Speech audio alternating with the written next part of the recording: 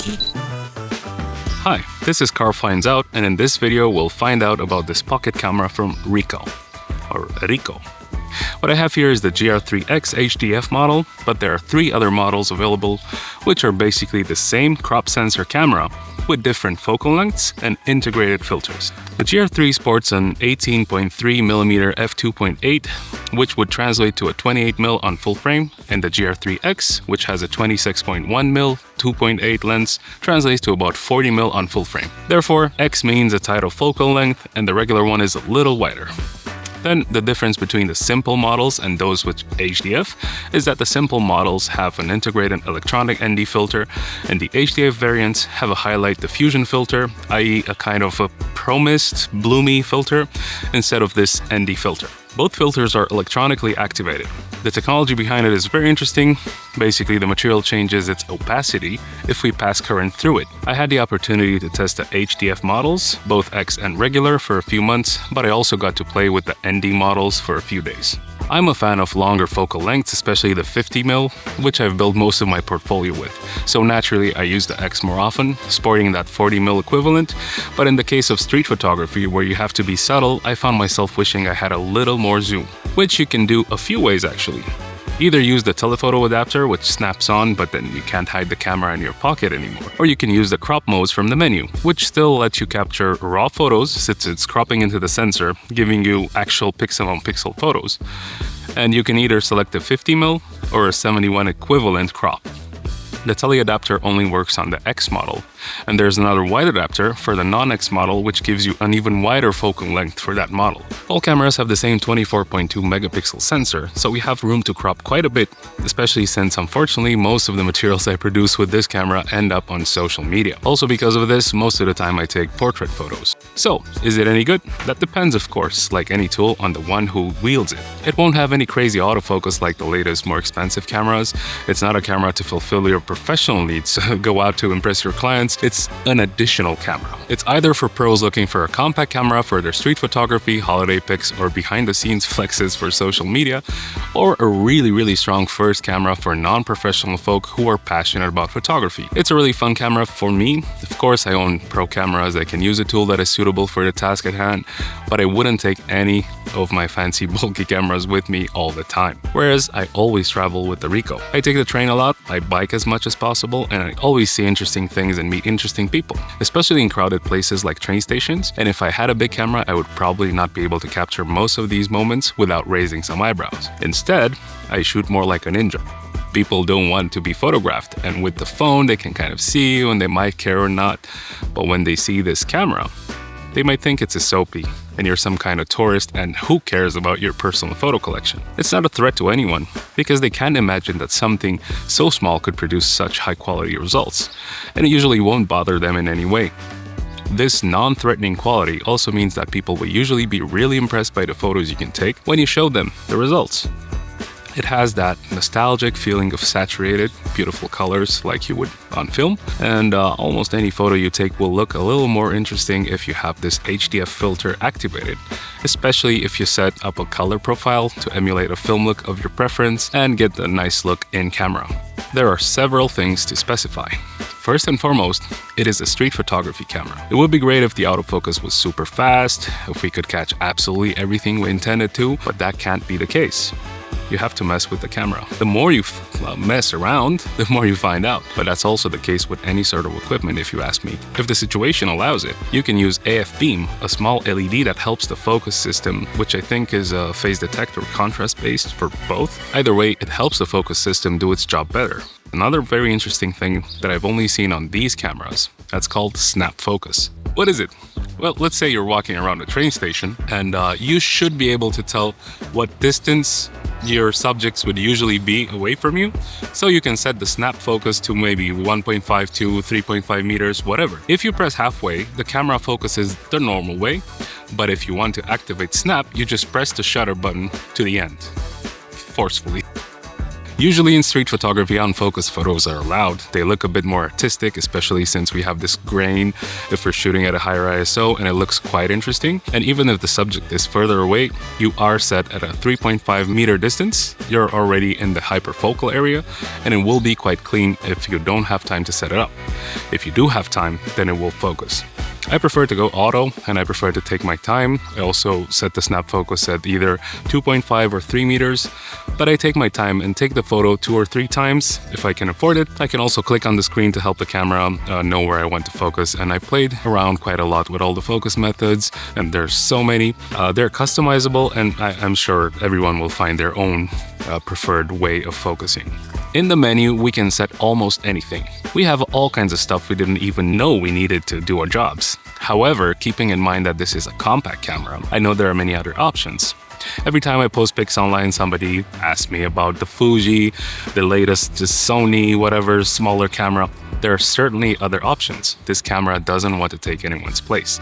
It's just a small, compact camera, and the most powerful compact I've ever used, personally. If a more powerful camera exists and I haven't used it myself, that's on me, but I'm personally very excited about this camera. And I'll definitely miss it when I have to return the sample, but I'll definitely buy one for myself. I was on holiday, of course I took very nice pictures. I would not have taken a bigger camera with me. I'm a big fan of double exposure or multiple exposures, and I don't know exactly how other cameras do it. But with this camera, you take a photo, it asks you if you like it, and then it overlays that with about 50% opacity to help you with composition for the next photo, showing a partial result. You can change all kinds of settings and expose endlessly as you please. You can save each photo separately in RAW or JPEG or both. You can save the mix, each separate exposure, the final result, which is also in RAW, which again is really cool and offers a lot of versatility. The fact that this camera does RAW is really cool, and we can transfer all the files through an SD card reader, or we can use their application that allows us to download via Wi-Fi. So you have to connect to the camera's Wi-Fi and enter the app. Capture RAW photos can be edited on the iPhone, even within Photos. You can also use Snapseed or Lightroom Mobile, and it depends on what everyone is working with, but they are very simple to edit since you get that really nice in-camera look. If you want something quick to post, you can just post a JPEG and then take the RAW copy home and tinker with it. The ISO performance is amazing. You can shoot up to 10, 12K clean with the black and white profiles, but it also depends on what you like. I mostly shoot black and white, and I like the grain. It's not an ugly, struggling digital sensor noise. It's a noise pattern that's more analog, more nostalgic, more vintage. Especially combined with the HDF filter, it looks really great. On the color profiles, you can go up to 6400, 8000 even if you want. You might do some noise reduction post-processing, but again, that noise is quite nice, quite grainy, and especially as a director of photography, I really like it since we're always looking for film emulations and plugins and all that hipster stuff. And obviously, this is the perfect camera that offers both an integrated Pro Mist filter and nice film grain in a thing that fits in your pocket. In the camera transfer app, we can also control and see the live image, which is very cool. Great for creative selfies and framing for group photos with your mom. Besides that, it includes a time-lapse function, which I used on a very cool project, in addition to the fact that it's small and no one noticed the camera. I rigged it to a tree with a magic arm, and we also forgot about it at one point, but luckily by the end of the project we recovered it, and yeah.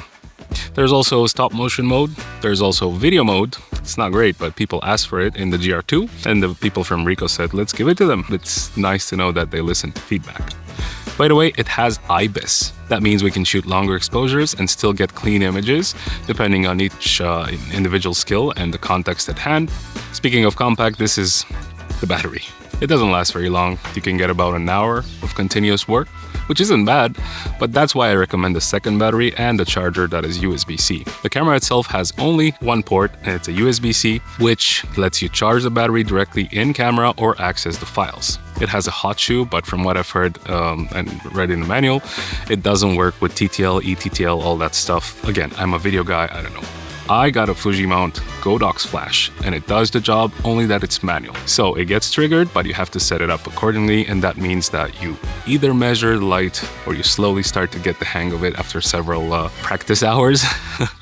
It looks really cool with flash, especially with the black and white profiles, or with the color profiles. It really looks like a vintage Polaroid to some extent, especially if you print it on those little Zoe printers. So if you like to shoot with direct flash, it works with wireless triggers also. But being a video guy, I mostly use pocket lights and just little things I could carry around as well. What else should we cover? It boots up quickly, you take your photo, close it, move on. And a very interesting thing, it has a 2 gig internal memory in case you forget the card. It stores about 30 or so photos, kind of like on a roll of film, which is really cool. It's a neat feature that they included that makes you kind of think about which pics are worth snapping, like on film. When I first met the Ricoh representatives, we went out for a photo walk, and the cameras they gave us didn't have any cards, because you're supposed to bring your own card to later look at the samples. Duh!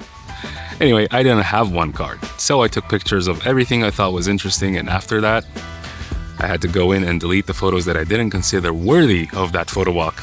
And that forced me to be more responsible and made me think twice about snapping that photo if it deserves a slot, which is a good practice, I think. It basically disciplined me, and that's why Anthony from Ricoh also told me that it pushes you to be more focused, and that's how you should shoot street photography. Not just spray and pray, because it's digital. But to each his own, each with their own philosophy and style of shooting. That was just something that he recommended. As any photo camera, there are modes, so M, TV, AV, P, and 3 customizable user modes. On-off button, the trigger that we can half press or fully press. We also have a dial here that can be set to whatever we want. In my case, it's on aperture, although I usually leave it wide open. The function button, which is usually mapped to ND or HDF depending on the camera model. Then we have a dedicated ISO button. You can press it and adjust it using the wheel. On the right we have a timer, multiple exposure, burst, and any kind of drive modes we might want. And clicking down we get quick access to the white balance settings, and on DISP it shows us more or less information, or even in the case of time-lapse, for example, you turn the screen off. I saw the frame once, I liked it, and then I turned it off, and I saved a lot of battery. Speaking of time-lapse, at least from my tests, I tried connecting an external battery to keep the time-lapse going all day, but it couldn't or wouldn't charge the camera while doing time-lapse, so I had to change the batteries every now and then. But with the screen off and a time-lapse of about 5 seconds for each photo, 5 seconds interval, the battery lasted for about 2 hours or so it wasn't a problem. Moving on, of course, the image preview button with a big play graphic on it, and we have another button here that is customizable, but by default it switches to video mode, or a long press turns on Wi-Fi. Speaking of Wi-Fi, interestingly, we can set the camera to stay on to communicate with the app, even if the lens shuts down and the camera looks like it's shut down, which will obviously draw a little power, but it's very interesting that you don't necessarily have to keep the camera on to transfer the photos through the app. You can just maybe put it in your pocket. In addition to this, we also have an important adjustment wheel. In my case, I mostly shoot aperture priority, and with the 80J wheel, I set the exposure compensation, and then I just shoot. In front, we have a ring that can be removed, and in the case of the X model, you can mount a teleconverter, and in the case of the simple model, you can mount a white adapter, as I've said earlier. Some things that seemed very interesting to me scrolling through the menu. First, we have an anti-aliasing filter simulator, which is the moment when we have fine textures and the sensor can't interpret them too well, so we get weird lines and artifacts. It has this filter that you can set to low or high that takes those out. I'm thinking that it makes the image a little softer to make those lines go away, or I don't know where it does, but it does something and it does it well. We have the classic Ricoh modes that you can modify, and we have 2 custom modes that can take custom recipes based on one of the standard modes they include. You can find Ricoh recipes online. We have noise reduction, shake reduction, which is the IBIS, horizon correction, which automatically adjusts the horizon by cropping in a little. We also have focus peaking, but this is the more notable stuff. There's so much more we could explore in the menu, but that would take too much time. Opinions are divided on the price tag, because depending on what your needs are and what your use case may be, it will either be slightly premium or it will be perfectly reasonable. It seems perfectly reasonable to me. We are not buying a silly point-and-shoot camera off Craigslist. There are plenty of Soapies out there for less than $100. We're not buying the latest Ultra Pro mirrorless camera to earn a living. In my case, I mostly take pics on the streets or behind-the-scenes photos for our productions. They look great. I was even hired on a few projects following my posts to come in and shoot some artistic shots on productions with a more cinematic approach. If you buy it for fun, you know what your budget is for fun, for vacations, for various things. I personally wouldn't take it to the beach if I'm getting into the water, but you could, it's your money. It is weatherproof. I would protect it from sand and fine dust and all kinds of bad weather conditions. I would avoid walking in the rain with it, although I took photos in the rain, in the fog, in the snow. But I always managed to protect the camera and walked around with tissues and cleaned it as quickly and as often as I could. And nothing happened, but maybe that's my luck. I don't recommend putting it in precarious situations because it will react in one way or another, which no one can guarantee. So, who is this camera for? Who is any camera for? Each individual hopefully knows exactly what they want from a camera or are willing to find out. In this case, you won't know until you've tested it. Honestly, because when I saw it at the Focus Nordic booth at an event, I said, what is this soapy? I was the first in throwing shade. After which they said, you know what, just play with it. I played with it and I said, okay, I want to do a review, I want to test it long term. And then I did. Thank you, Focus Nordic, for that. I don't know, maybe some photographers have their beliefs set in stone because most of the haters were photographers saying, yeah, but the price, I'm on ecosystem X or Y and it can't do this, it can't do that. To which I replied, okay, that's fine. Or have you heard of the other one? Yes, I have. And why not that one? Because one is an orange, one is a tomato, right? Every camera has its purpose. And for me personally, the GR3 is the coolest street photography and snapshot and BTS camera I've ever laid my hands on. And definitely the smallest. If I get my hands on a Fuji or Sony or whatever, others have recommended, I might be as excited or maybe more excited, but Fuji won't fit in my pocket. And that's the most important aspect for me. From my point of view, all I care about is that it's portable without feeling like I'm lugging around tools. But I've never had the chance to have all this power for this money within just 257 grams. Now, my advice is to test it if you get a chance and then make up your own mind because I'm just some guy on YouTube. And if you don't like it, that's perfectly fine. Everyone is entitled to an opinion and everyone likes something different, and that's kind of cool, right? Because we're not all the same. Different strokes for different folks. If you like this video and you'd like to see more content related to camera and gear and nerdy stuff, please consider subscribing. Have a great day, and remember, the more you mess around, the more you find out. We don't say the F word here.